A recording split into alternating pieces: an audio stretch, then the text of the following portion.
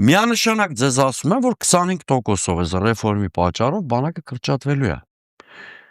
Ես դա ասում եմ ոչ թե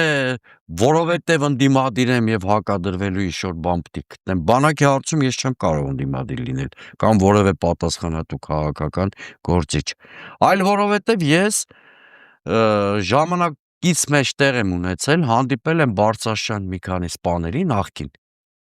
որոնք մասնագետներ են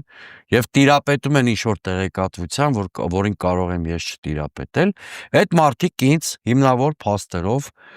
որոնց մի մասը չեմ կարող հնչեցնել, որտեղ պետական գաղտնիք է, հիմնավորել են, որ այս չակերտավոր ռեֆորմը բերելու է բանակի կրճատման մոտավորապես 25%-ի չափով։ Ուրեմն եկեք հասկանանք ինչա կատարվում։ Մեկը էլեկտորալ խնդիր է լուծում, բայց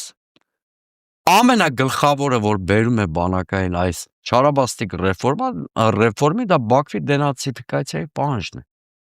դեմիլիտարիզացիայի եւ դենացիֆիկացիայի պահանջն է,